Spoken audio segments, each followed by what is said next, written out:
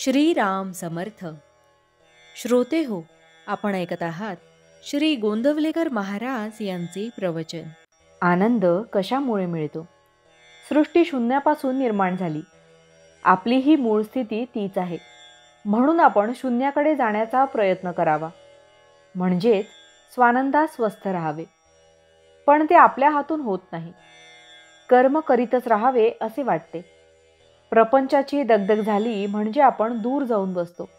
पण मनाची तळमळ त्यामुळे नाहीशी झाली नाही तर काय उपयोग? याकरिता मनाची स्वस्थता कशाने येईल ते पाहावे. आनंद कुणाला नको आहे?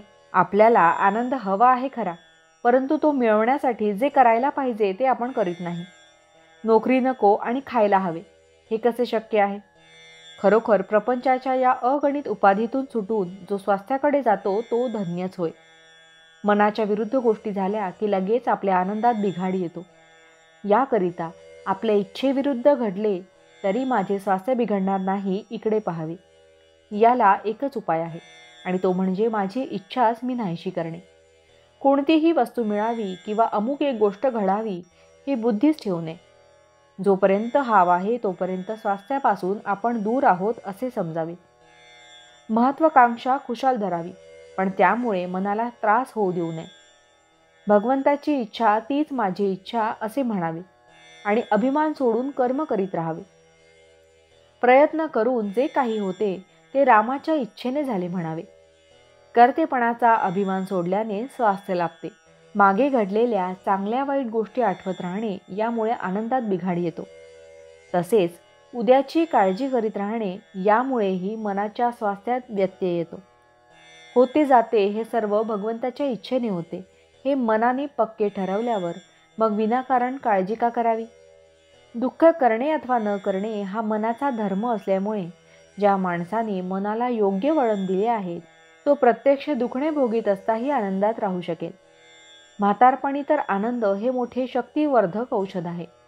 ज्याला नामाचे प्रेम आले त्याला शरीराच्या कोणत्याही अवस्थेत आनंदाचा लाभ होतो आणि ज्याला असा आनंदाचा लाभ झाला त्याच्यावर रामाने कृपा केली असे खचित समजावे. भगवंतासाठी एकच दान खरे आहे आणि ते म्हणजे आत्मदान होय. सतत भगवंताच्या नामात राहून देहाची विस्मृती होणे हा आत्मदानाचाच प्रकार आहे. भावार्थ: वाणीने नाम घ्यावे व मनाने स्मरण करावे आणि या दोन्हीचा मेळ असावा. जानकी जीवन स्मरण जय जय राम. महारुद्र हनुमान की जय. समर्थ रामदास स्वामी महाराज की जय. सब संतन की जय. श्री अनंत कोटि ब्रह्मांड नायक राजाधिराज सच्चिदानंद सद्गुरु श्री ब्रह्म चैतन्य महाराज की जय. जय जय रघुवीर समर्थ. आता आपण 13 वेळा नामस्मरण करूया. श्रीराम जय राम जय जय राम. श्रीराम जय राम जय जय राम. श्रीराम जय राम जय जय राम. श्रीराम जय राम जय जय राम. श्रीराम जय राम जय जय राम. श्रीराम जय राम जय जय राम. श्रीराम जय राम जय जय राम. श्रीराम जय राम जय जय राम. श्रीराम जय राम जय जय राम. श्रीराम जय राम जय जय राम. श्रीराम जय राम जय जय राम. श्रीराम जय राम जय जय राम.